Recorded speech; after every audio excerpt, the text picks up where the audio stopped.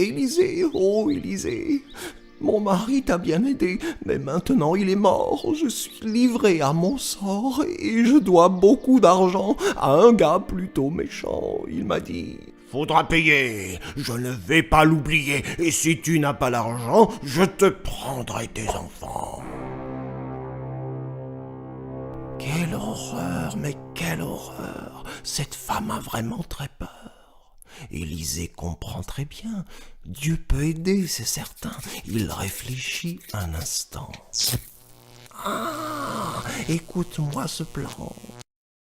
La femme repart de ce pas, Dieu ne l'abandonne pas. Et elle parle à ses enfants, deux garçons qu'elle aime tant. Voici le plan du prophète. Après, on fera la fête. Allez chez tous les voisins, en partant dites merci bien.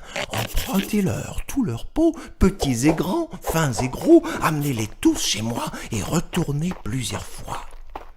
Les enfants sont en chemin, ils n'oublient aucun voisin. Maman, maman, c'est fini! Tous les pots sont bien ici. Fermez la porte et venez, vous m'avez très bien aidé. La femme cherche son parfum. C'est une huile, son plus grand bien. Et elle commence à verser, comme lui a dit Élisée.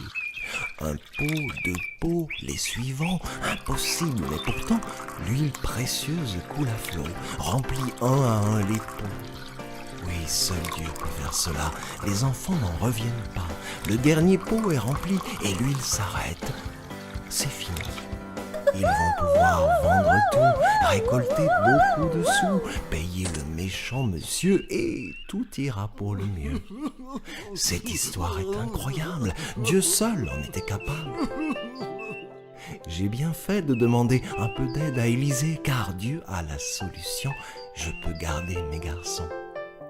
As-tu parfois des problèmes et peur pour ceux que tu aimes? Dis-le à Dieu, n'hésite pas, je sais qu'il ne t'oublie pas.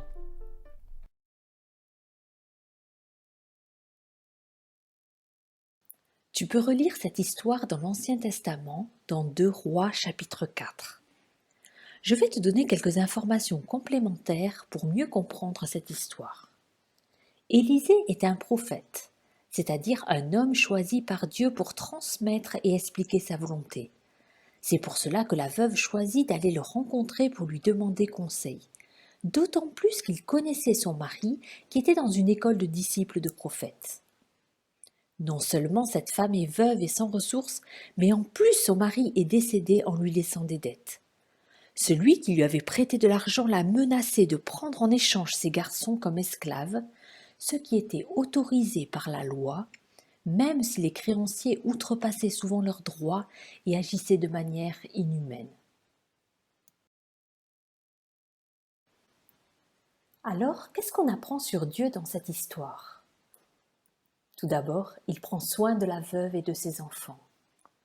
Il les aime et ne les abandonne pas dans leurs situations difficiles. Il est tout-puissant. Il multiplie l'huile car tous les éléments lui sont soumis, absolument tous. Il est le Dieu des miracles. Il entend et répond à celui qui se confie en lui. Oh oui, vraiment, nous avons un Dieu merveilleux. Il est le même hier, aujourd'hui et demain. Cela me fait penser au verset 4 du psaume 91.